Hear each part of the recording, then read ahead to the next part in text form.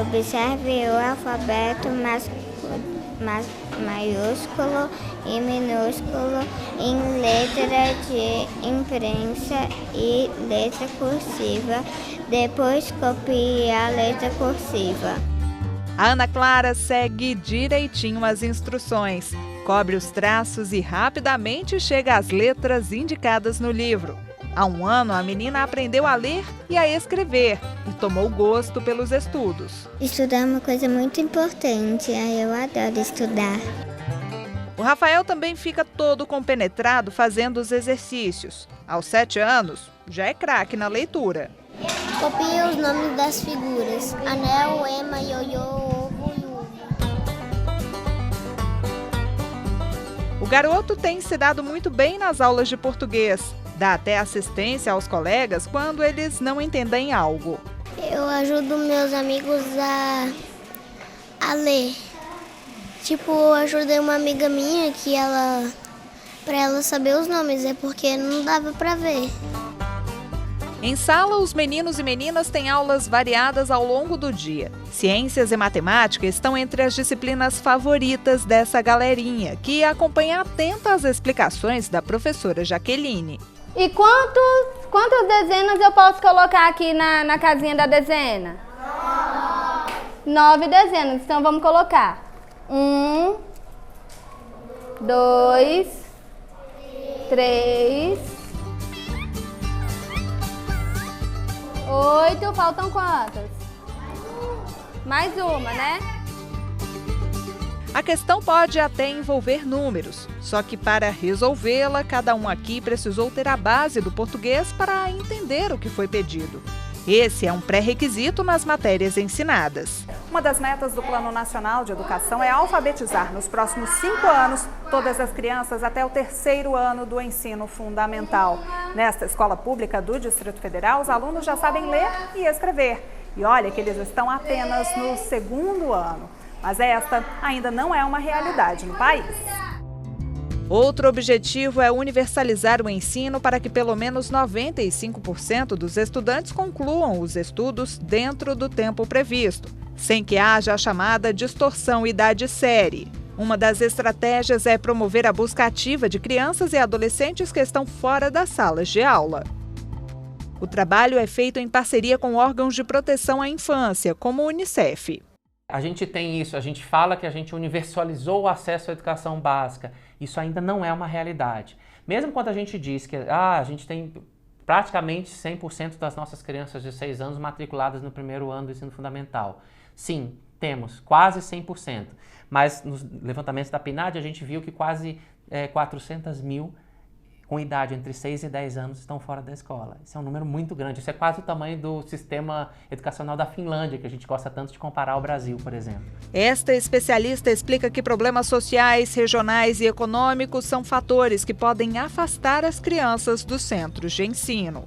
Quando uma criança tem uma história de pessoas letradas, pai, mãe, avós letrados, bisavô, bisavó, enfim, primos, tios, tias, isso dá um outro universo para essa criança. Tem crianças que os pais são juízes, advogados, engenheiros, as mães também, principalmente em Brasília. São pessoas altamente preparadas já. Então, essa criança que convive nesse meio é diferente de uma criança que é filha de um cidadão que trabalha no campo, no meio rural. Ainda segundo Josênia, para chegar ao nível das crianças que mostramos no início da reportagem, o acesso à escola deve se dar o mais cedo possível. Para que a criança leia e escreva já aos 8 anos, ela tem que já estar aos 4 anos dentro da escola.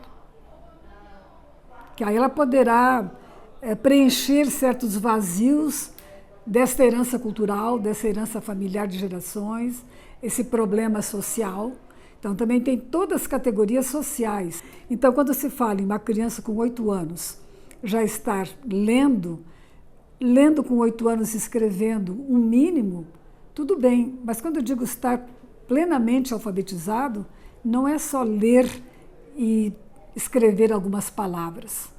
Tem que estar dominando mesmo. É considerada analfabeta a pessoa que não consegue construir significados e manifestá-los por meio da escrita. No Brasil, dados do IBGE apontavam que, em 2017, mais de 11 milhões de pessoas não sabiam ler e escrever. Isso equivale a 7% dos brasileiros com mais de 15 anos. Numa comparação, é como se toda a população de Portugal, por exemplo, não tivesse sido alfabetizada. No Nordeste, a taxa de não letrados era a maior do país, 14,5%.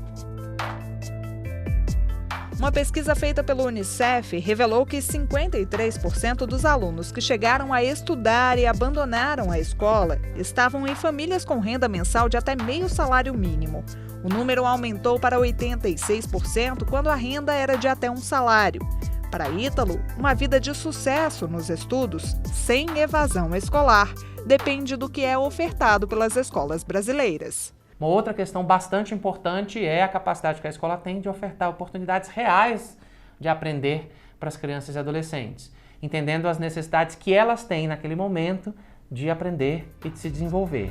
Ele defende que a oportunidade de aprendizagem seja dada também aos pais dessas crianças. A gente ter uma cultura de letramento em casa ajuda na alfabetização das crianças e adolescentes que estão ali. Então, se os pais são alfabetizados ou conseguiram concluir a educação básica, muito provavelmente eles dão mais valor à escola de educação básica e têm, digamos assim, são mais compelidos a dizer que os seus filhos devem permanecer na escola ao longo de toda a sua educação básica.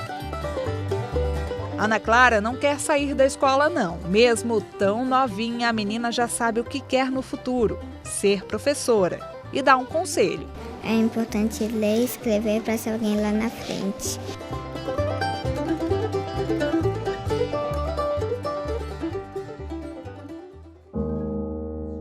Se tivesse seguido à risca a recomendação da pequena Ana Clara, a Socorro tinha ido longe. Aos 46 anos, a dona de casa tenta correr contra o tempo. Ela até sabe o alfabeto, aprendeu na infância. Mas escrever mesmo, só o nome dela, dos filhos e da neta, e olhe lá. Se eu tivesse estudado, eu já estava formada. Mas eu tive que escolher. Ou os meninos, ou a minha vida, meus sonhos. Eu escolhi os filhos. Parar de estudar não foi lá uma opção. Acabou sendo uma imposição da vida. Com os filhos encaminhados, a meta agora é sair da estatística de analfabetos. Me arrependo muito de não ter estudado. E meu maior desejo é estudar. Para se ter uma ideia, a Socorro passa sufoco na rua. Não sabe ler placas. Para pegar ônibus, tem de pedir ajuda de quem está na parada. É o tempo todo perguntando e tentando pegar referência com os outros. Muitas vezes ela tem que memorizar o local onde está para não se perder. Sempre tive que esconder. E se eu dissesse, ninguém acreditava. É a vida toda assim. Se eu falar que sou uma semi-analfabeta, elas não acreditam. Acham que eu sou formada. Porque eu converso e me adapto a qualquer lugar.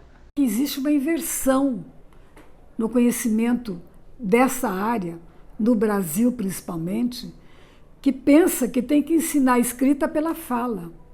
Escrita é independente da fala. A escrita não é a fala. Embora ela represente a fala, ela não é fala.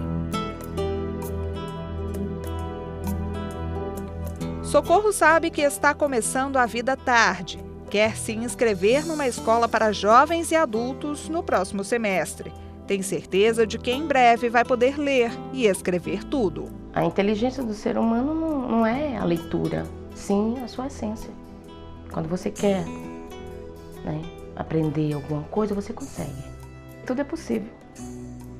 Que as dificuldades, elas vêm para que a gente se torne uma pessoa melhor e não desista. Todo mundo pode e deve, sim, estudar e não se envergonhar.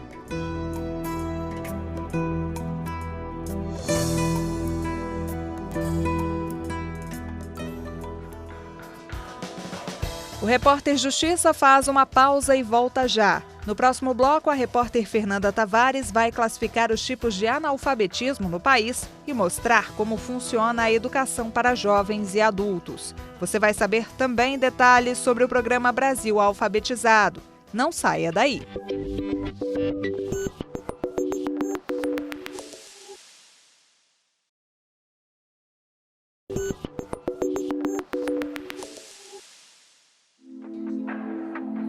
Na vida da Dona Nazaré, o que não falta é história para contar, mas uma delas foi interrompida ainda na juventude.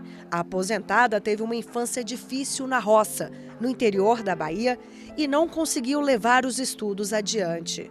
Fora isso, casou muito nova e precisou parar tudo para arrumar um emprego e cuidar dos filhos. Eu tive de largar os estudos para ir trabalhar em casa de família, né?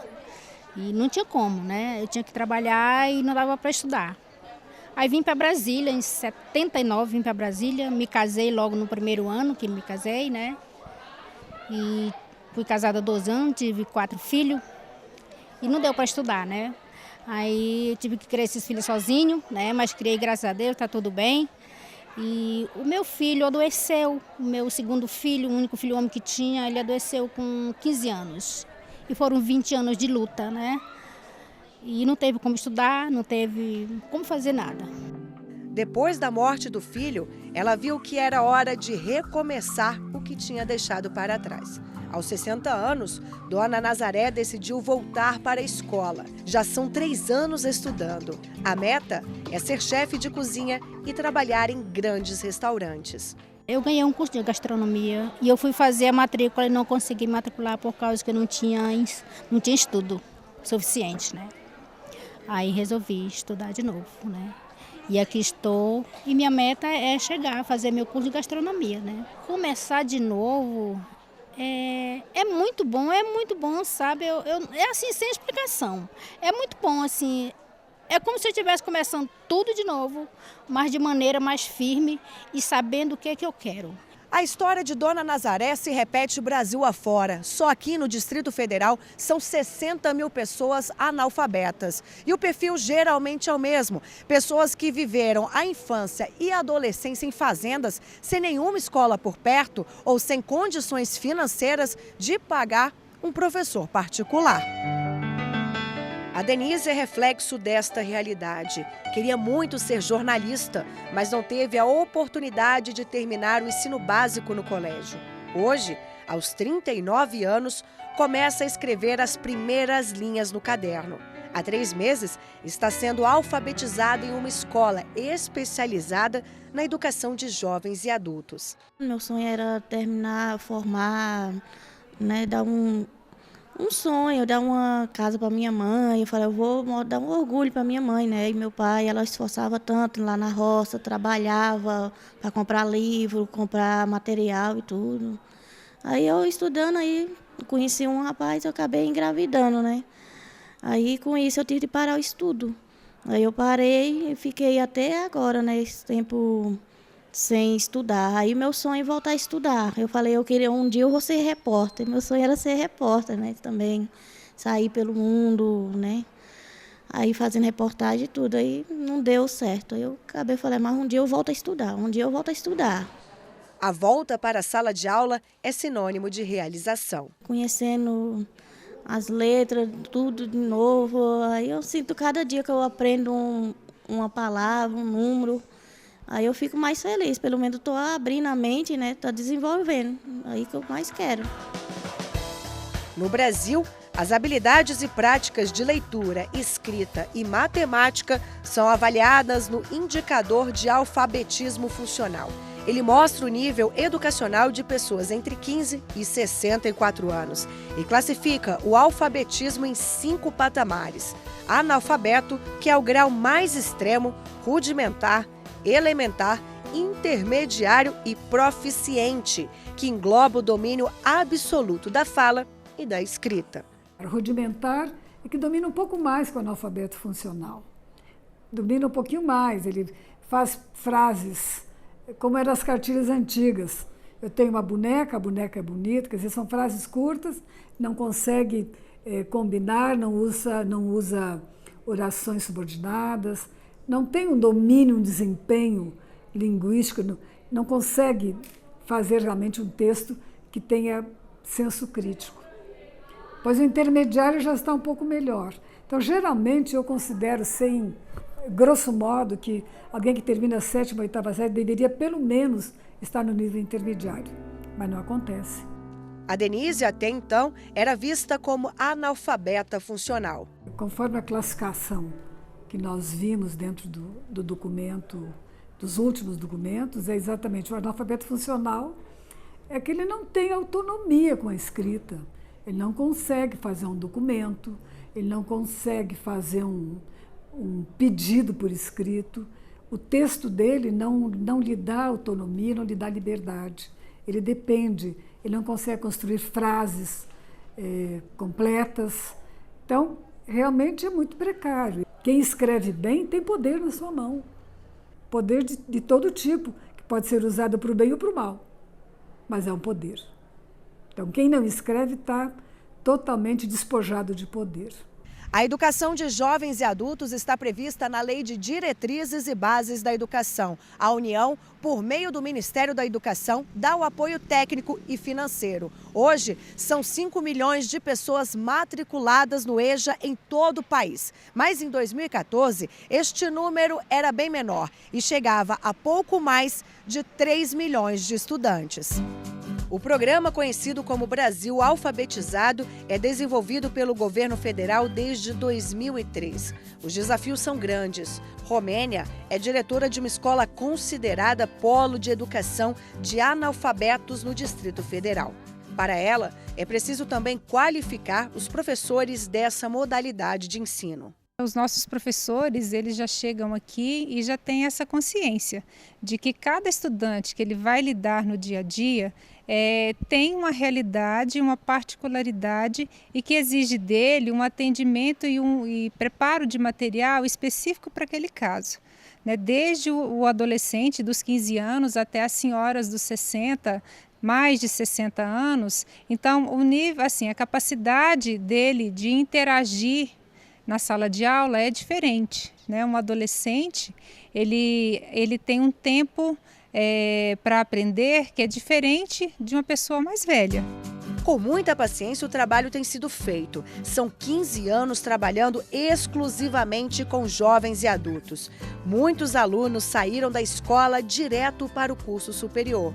Uma troca que, segundo a diretora, não tem preço. Todos eles assim já trazem uma bagagem de aprendizagens acumuladas ao longo da vida fantástica, né? Então a relação humana que existe aqui é intensa e a todo instante, né? Os mais novos aprendem com os mais velhos, né? Os mais velhos, eles que ensinam para eles princípios, valores que muitas vezes esses jovens não têm. Então essa troca, ela é riquíssima em sala de aula. E a gente aprende a valorizar e a aprender que cada pequeno passo que ele consegue é assim uma vitória muito grande.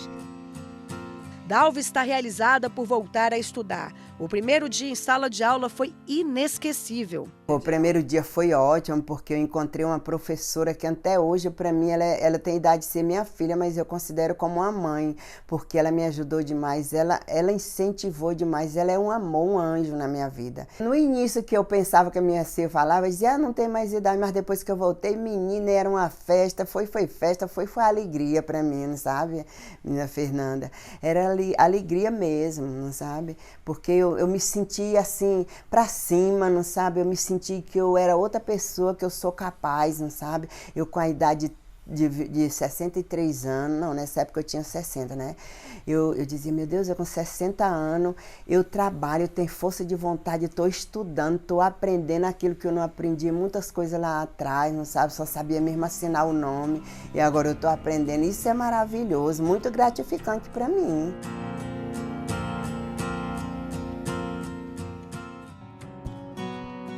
Você vai ver daqui a pouco no Repórter Justiça mais histórias emocionantes. Vamos mostrar um projeto social que ensina mais de 200 pessoas por ano a ler e a escrever. A ideia surgiu há mais de uma década e traz letramento para quem já não via perspectivas de vida. Não saia daí que nós voltamos já.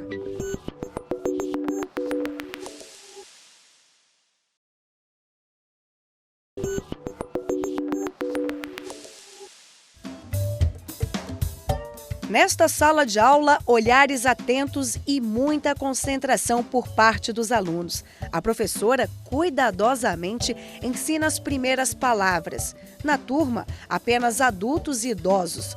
Todos eles têm o mesmo objetivo: aprender a ler e a escrever. O projeto é oferecido por uma universidade particular de Brasília e tem feito a diferença na vida de muita gente. A Maria Aparecida começou a ser alfabetizada há cerca de 3 meses. Teve uma vida difícil. Não tinha escola por perto, tudo que fazia era a pé, né? Ou então, assim, montado em animal, né? Em jegue, em burro, né? Eu nem sabia que existia escola, né? Porque era na roça. E meu pai também falava assim, que não, estudar era vagabundar, tinha que trabalhar mesmo. Aí a gente ia para o trabalho, sempre. Durante a juventude, faltou oportunidade para a dona de casa estudar. O estímulo só veio mesmo quando as filhas dela estudaram e falaram para a mãe sobre a importância de frequentar uma escola. Depois que eu tive minhas filhas, né? Aí eu vi que elas precisavam, né, de ajuda, mas eu não tinha como ensinar para elas em casa a fazer o dever. Aí foi indo, eu falei, o jeito de esperar elas crescer, né? Eu levava para a escola, aí depois cresceram, aí elas que me incentivaram. Mãe, agora a senhora vai estudar. Aí, né, foi daí que começou, aí é bom. Tão bom que ela não consegue segurar as lágrimas. Quando a gente fala, dá vontade de chorar. É muito triste. A gente não saber ler. É ruim demais. O seu Cleomar já sentiu muita vergonha por não ser alfabetizado. Tinha vezes que minha mãe falava bem assim, meu filho vai estudar, eu digo, não, pai, mãe, eu tenho que ajudar meu pai, né? Esse pai vai trabalhar, chegava de noite, né? A gente não tinha tempo de estudar, não. Eu ficava muito acanhado, né? Eu ficava no meio do povo, né? Que a pessoa não sabe, é meio que ser cego, né? Mas esse tempo passou. O conhecimento adquirido faz toda a diferença no dia a dia. Eu quero aprender mais, cada vez mais. Força de vontade para aprender não falta. E a Caroline faz questão de ajudar nesta tarefa. Se for fazer um comparativo de idade, eles são muito mais velhos que eu. Então, assim, eles têm muitas experiências, muitas vivências, porque a gente trabalha muito com temas, né? Então, assim, quando a gente trabalha certos temas, eles trazem muitas histórias de vida, eles sempre têm algo muito importante para falar, alguma experiência para contar sobre as coisas. Então, assim, a gente vai aprendendo junto. A lição que fica é de puro amor. Você tem que se colocar no lugar deles. Porque, assim, pra gente pode ser fácil. Você pegar uma frase que rapidinho você lê, mas para eles tem toda a complexidade. Às vezes eles estão lendo aqui, aí eles olham, é isso mesmo? Aí eles ficam todos felizes. Então, assim, eu também fico feliz, porque a gente vê que eles estão evoluindo. Então, assim, essa é a recompensa maior do trabalho.